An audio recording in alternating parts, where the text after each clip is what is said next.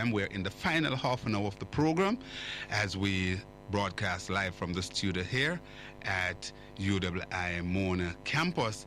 And indeed, we are simulcasting with Fit FM, Fit 96.7 FM, and they also stream at fitfmja.com. Also simulcast with the Wayne Hall network and indeed Caribbean Vibes Radio. It's that time of the morning. It's 11:37 on the clock here in the studio, and of course more and more people call up. Sonia out of Canada is saying that, Marlon, you need to go and listen to the tape from Desmond McKenzie and you would basically be more informed. All right, that's what she is saying. Without further ado, let me welcome our guest online, financial analyst, economist extraordinaire, and indeed program host at Power 106, Real Business, Ralston Hyman, the man who is arguably to be the go-to man when it comes to economics, and not just in Jamaica, but globally, what's impacting the world. Without further ado, let me say welcome to my brother and friend. Hi, Raleigh, how are you doing? Yeah, man, I'm good, man. Morning to you and your listeners. Yeah, man, and your producers and everybody. Yeah, Respect. Thanks a lot, Raleigh. Now, Raleigh, let's get going quickly. Donald Trump had basically said to the world a lot of things that he would be doing. Chief among them is things like introducing tariff and so on. He was told by some of the top economists in the world that this would be bad for America and indeed by extension the world. However, Donald Trump is Donald Trump, so he said, listen, nothing will stop him from carrying out his mandate. We saw where he pounced earlier. Today, there will be some that will be coming into play. As a result of that, China also responded, and what we're seeing now is a tit for tat, so to speak. Talk to my listener, Raleigh, what this means first for America and indeed the rest of the world, and certainly for us here in Jamaica. Well, it means that the cost of living in America will go up. It will cost the average Americans, studies done by the Peterson Institute, about $3,000 to buy the same amount of goods that they were buying before the tariffs were imposed. So that will drive up the rate of inflation in America. And if you notice that the Federal Reserve Board, the American Central Bank, the chairman has been saying that he's unlikely to reduce interest rates anytime soon for this year again, because he wants to get the full inflation impact of the Trump's tariff policies. That means that the American economy, well, it is starting to slow down already. The numbers that we got for the fourth quarter of this year was 2.3% compared with 3.1% for the third quarter. So we'll see a greater slowing of the American economy. We'll see less jobs being created. The jobs numbers we got on Friday, 143,000. The expectation was 169,000. December, it was 229,000. So we'll see higher levels of inflation in America, higher interest rates, lower levels of unemployment, and the economy could possibly go in a recession. Right? The higher number of unemployment. Yeah, man. Less jobs are being created because what is happening is that the cost of firms will go up. The consumers will have the purchasing power to buy the same amount of goods and services that they used to buy. Interest rates will remain high, and that will have a negative spillover effect on the rest of the world. So what Donald Trump is doing is accelerating inflation globally. He's putting us back where we are coming from and keeping interest rates higher globally and slowing down the entire global economy because of the role that America plays in the global economy as the co-locomotive of the international economy with China. So let's carry it home here in Jamaica. What this mean in terms of impact, the job numbers that will impact our people who lived abroad, and persons who are now in hiding and so on, and just generally even outside of that, just the tariff itself, what this means for Jamaica, us here at home. All right, so there's a 25% tariff on alumina, he says. So that means that Jamaica's alumina exports will be subjected to a 25% tariff. That will have a negative impact on our exports, because alumina exports are about half of our total merchandise exports. So it means that the cost of exporting alumina to the US will become greater, the demand will fall. So it means that the trade deficit will get wider, and it means that, contrary to what the Prime Minister has been telling the country, the dollar will become more unstable. The central bank will have to get more frantic in defending the dollar. The central bank intervened in the foreign exchange markets 3 times last week, $90 million. Wednesday, 30 million. Thursday, 30 million. Friday, 30 million. That's 90 million US dollars. And then they mopped up 46 billion Jamaican dollars at 6.5% per annum. Those monies are locked up in the vault. We are paying interest on them, and it's not working for the country. So the situation will get worse. Jamaica is already on the brink of a recession. The Bankers Association, Mrs. Audrey Tugwell and her friends, so they are not reducing the interest rates unless the government cut their taxes. The government is running short of revenue. The revenue shortfall from April to December was 10.77 billion, right? And it means that the government cut expenditure by 11.77 billion. So it means again that the cost of living in Jamaica will also go up. The central bank will be unable to bring down interest rates any further because the Fed is not bringing down interest rates. And we are just awaiting the numbers, from the PIOJ and starting to determine whether the economy is in a recession, because we are already on the brink of a recession. And both agencies, PIOJ and Bank of Jamaica, projected that the fourth quarter would see another decline, which would make 2 consecutive quarters, and it means that would be in a recession. So we're just awaiting the numbers from BIOJ in another week to 2 weeks' time. Good. Raleigh, against all of that you just mentioned, the Prime Minister took to his social media account recently after completing a bout of exercise and said that the economy of Jamaica is physically fit, to use the euphemism as to, what he was doing and so on, using coming out of just mere exercises. What do you say to that? How could the Prime Minister say to us that Jamaica economy is physically fit when you're pointing to all these headwinds that we're seeing? Yeah, because the Prime Minister is a politician and he's trying to con the people to give him another term. The economy is in a very bad shape, and the people can go on the Bank of Jamaica website, go on Statin website, go on PIOJ website, and they'll see all the numbers on the Ministry of Finance's website, and they'll see all the numbers that the economy is in a bad shape. Friday, the Ministry of Finance released the revenue numbers from April to December, and as I said before, they are down by $10.77 billion. They cut spending by $11.7 billion. So that's one. You can go on the Bank of Jamaica website and see how many times the Bank of Jamaica intervened in the foreign exchange market. Last week they spent $60 billion. That's 2% of GDP to intervene in the market in 1 week. What that means for the debt the paying back of the debt for Jamaica. What that means? Well, it means that what we're doing right now is that we're using Jamaican dollars, locking up in the vault and paying interest on it. So it means that we're going to be a constant revenue problems for the government, because they are not, the resources of the country are not being used for productive purposes. It has been used to prop up the dollar. Those monies, we pay 6.5%, they lock the money in the vault, and then we'll have to find the tax revenues to service it. So it means that we're getting into deeper debt, and it is going to cost us more to service the debt, while at the same time we're not producing. So this argument about the dollar being stabilized, Raleigh, absolute rubbish. Absolute rubbish. I've been tracking that since the start of this year.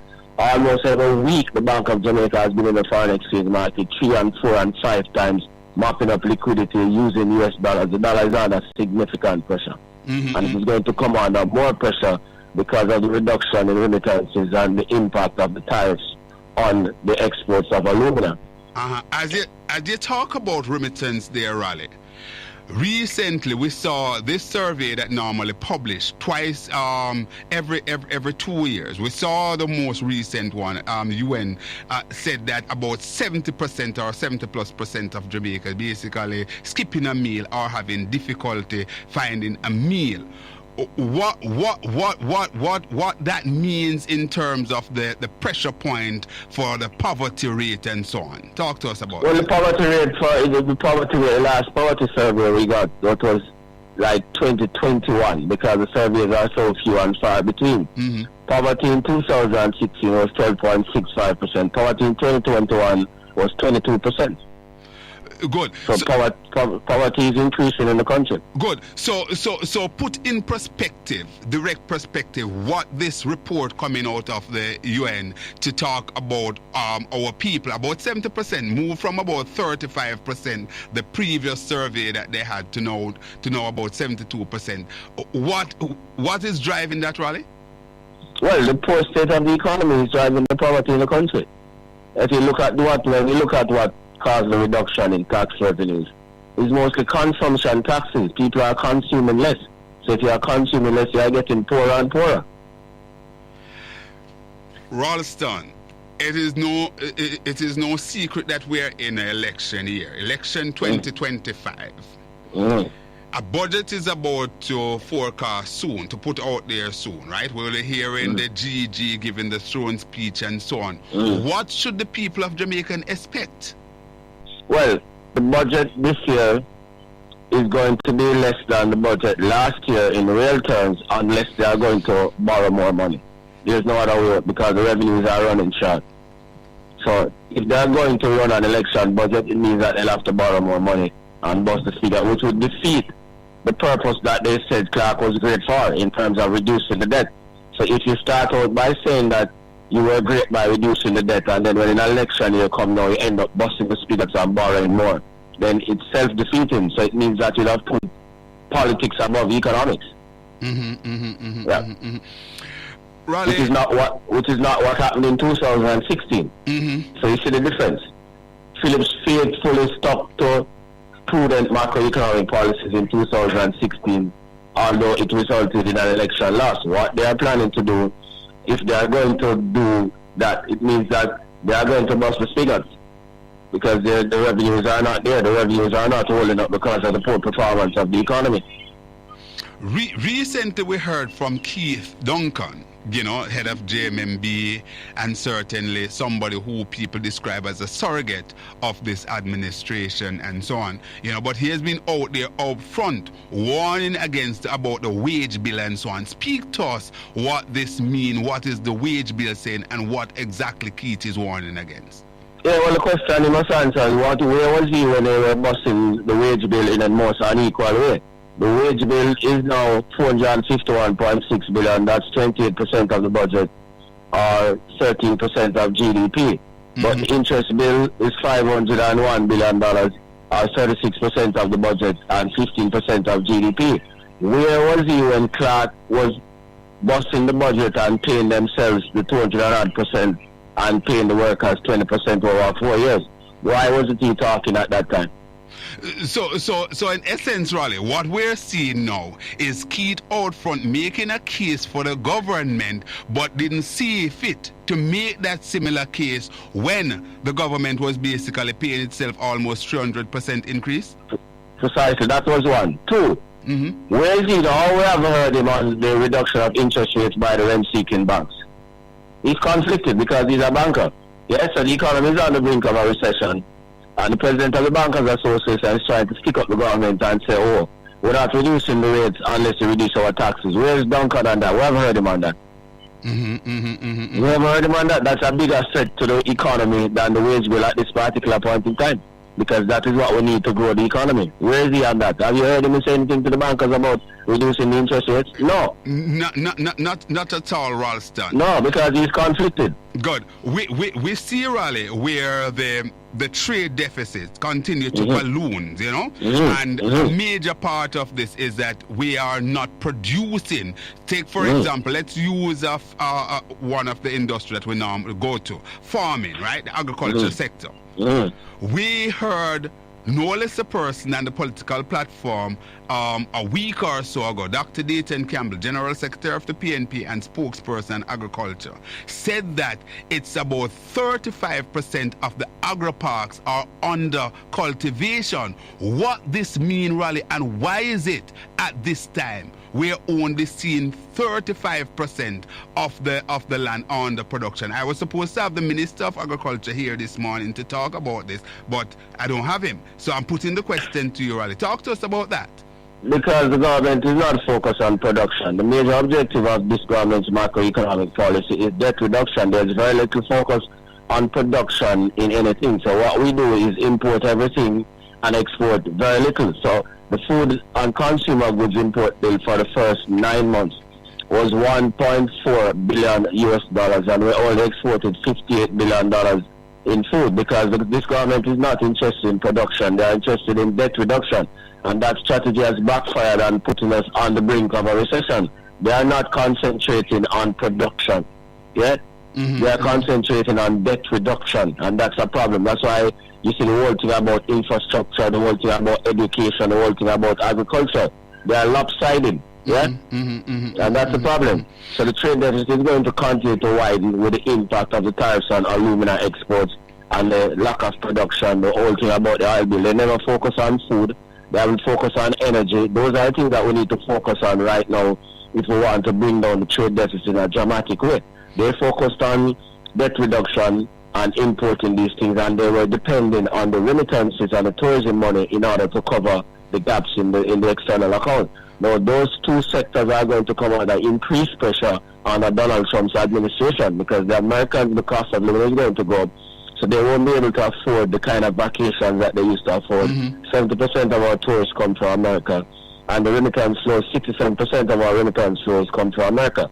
So this thing about mass deportation and all of those things are going to affect the remittances, and the adverse economic conditions. So we have to find substitute for those two sectors. Good. And they have been concentrating on those things. Raleigh, one would say we are where we are at this point. The quickest way and the best bang for the buck to basically move the Jamaican economy in a positive trajectory, what would you suggest? Immediately. All right. Let's look at interest rates. We have to get the interest rates down, right? Now, the government has leverage in terms of getting the interest rates down, but because they are either dumb or they are in bed with the bankers, they can't do it. In the banking system, BOJ is reporting that at the end of November last year, the bankers held out 1.8 trillion in deposits. That's 54% of GDP. The government had 160 billion in deposits. The private sector had $577 billion in deposits. The average individual had $788 billion in deposits, and the members of the diaspora have 117 billion in deposits. If the government decided to move its 160 billion in deposits and spread it with the smaller banks, rather than having the two big banks having 80% of it, then the two big banks will have to move in terms of reducing interest rates, because so the two big banks the government has. So they'll have to use that lever, right? If they have sense. And that will help drive economic activity. Then they have to focus simultaneously on reducing the cost of energy, because that is our biggest bill, the energy bill. And then they'll also have to focus on agriculture. Now, if they made those three moves, that would have a big impact. Jamaica will also have to become a member of the BRICS, as PJ said, because it's pointless saying the whole Buster man to foreign policy that you just stick with the West, because the West is not sticking with everybody. Absolutely. Even American allies in Europe and Canada, they are looking to China and those places. So Jamaica have to become a part of the BRICS. Good. So we have to diversify our production base. We have to diversify our trading partners. We have to get the interest rates down. We have to focus on agriculture. We have to focus on energy policy if we are going to get the economy moving. So we need to change our focus. What about, Raleigh, hitting the brake as it relates to the aggressive down payment of the debt, and put some of that money, say, into hardcore infrastructural development? Yeah, man, that goes without saying, man. And if you notice the hypocrisy of this administration, if you look at the numbers, as the inflation draws nearer, they have been spending less to service the debt on primary surplus and spending more because they want to look good out there. So if you look at the latest numbers, the primary surplus was 104 billion, which have been 103 billion. So as we move towards election now, they have been spending more. Yeah? So that told you that they could have been doing that a long time ago and would have been in a better position now. Yep. So you think Nigel leave favor in a pickle, Raleigh? Of course, and she's going on the same road because she's telling people that she wants to bring the debt to GDP ratio down to 64% this fiscal year. So she's traveling on the same road, and that is why she cut the capital budget by $19 billion recently. Yeah, so she's traveling on the same stupid road. Raleigh, it is always a pleasure having you. Master time is upon me.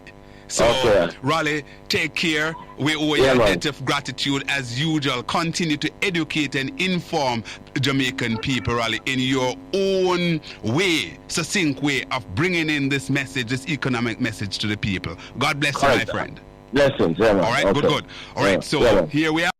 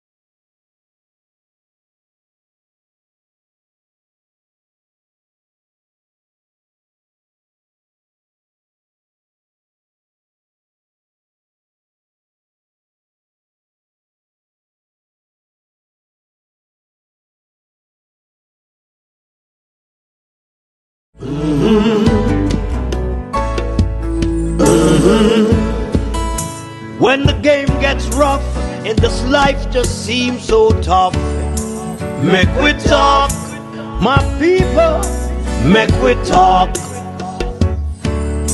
When this town becomes an ugly place, don't let it erase the smile from your face. Make we talk, people, make we talk. Conversation is the key, a guiding light for you and me. Spark a talk and you will see. Conflict solver A to Z.